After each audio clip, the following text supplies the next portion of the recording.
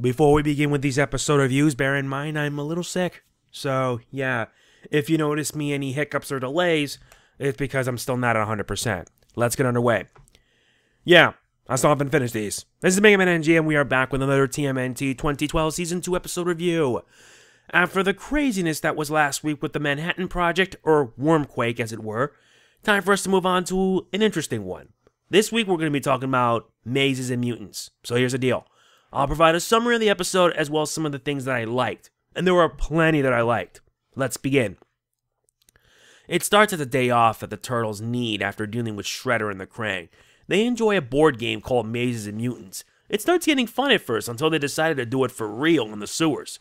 But someone's watching with plans of their own. Though everyone's excited, Raph isn't, and things start getting really strange to the point where they end up inside the maze, almost as if the game has come to life. Now the four Turtles have a job to do: escape the maze, defeat the dragon, and save Princess April O'Neil. Will they triumph? Yeah, that's pretty much the whole thing about this episode in a nutshell. After an intense two-parter, it's time for something a bit more relaxed and fun. And this episode was a lot of fun to watch. Plus, I hate to break it, but I thoroughly really enjoyed this episode. I really enjoyed it big time because, yeah, it's not every day the Turtles get to have fun and play RPGs and be in this whole Dungeons and Dragons situation. Surprisingly enough, the episode's title is a reference to Dungeons and Dragons. Not to mention the plot has similarities to Jumanji and Zathura. Those movies where pretty much the game comes to life and it's up to the players to actually beat the game. Something like that. Not to mention some things that happen here are nods to Lord of the Rings. Also, Leonardo's helmet, a nod to Galactus from the Marvel Universe. We also get a first appearance of a new character, Sir Malachi, or rather Sir Malachi the Sparrow, voiced by Peter Reubens, the guy who's also Pee Wee Herman. He's not much of a threat, but we do know how he ends up this way. He was a big Mazes and Mutants fan, but one night while he was feeding the birds outside the roof, mutagen came in. He got covered in it, and it ended up mutating him, turning him into a sparrow. So he decided to come up, or rather, in a way, he felt a bit lonely. He felt a bit lonely LARPing and being like the only person he could play, so he wanted to have other people play. It's not that bad of a motivation, but you can't help but feel bad for him. He turns out to be a pretty alright guy. I only hope he sticks around, though, because having him would have been pretty nice. Not to mention another supporting character would do.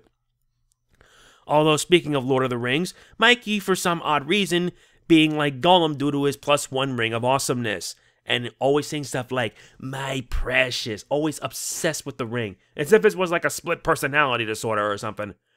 The episode is outright hilarious all throughout, with the action happening as the Turtles travel through the maze, having to deal with the many threats that befall them, including the part where Leatherhead turns in as a dragon, a fire-breathing dragon alligator. If that's not scary, I don't know what is. There are too many favorite moments to count, because what more can I say? I love everything about the episode a lot, especially considering that Sir Malachi isn't really much of a bad guy. Surprisingly, Shredder and most of the other villains don't show up here in this episode, and personally, I like that because it gives the Turtles a much-needed sigh of relief. After the insanity that was in the two-parter, they need a bit of a break. And trust me, they're going to need a heck of a break because with what's going to happen next in the later seasons, you're going to see why. So yeah, there will be another episode review tonight, but what I will say is that I really enjoyed this episode big time. I'll give it a solid 9. I really liked it a lot. Especially with Sir Malachi turned out not being that much of a bad guy. Anyone who was a fan of movies like Jumanji, Zathura, Lord of the Rings, you'll like this episode here. There are plenty of references. Or also, one favorite moment with Donatello being like Gandalf the Grey, "you shall not pass." I mean, it just made me chuckle a bit. It made me laugh and I really liked it. So yeah, my rating for it will be in the description below. There will be another episode review coming tonight. It's not a long one because remember, I'm a bit sick.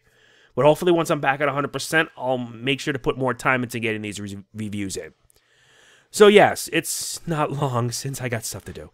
That's going to be it for this episode review. I gotta ask you all, what do you guys think of the episode? Was it good? Was it bad?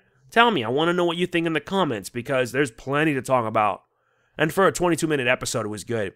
If you enjoy it, please be sure to hit the like button. It really does mean a lot to me. And I will see you guys tonight when I will be reviewing The Lonely Mutation of Baxter Stockman. And Boy, that one's going to be a doozy on this one big time. This is Mega Man NG signing off. Peace out. Booyakasha!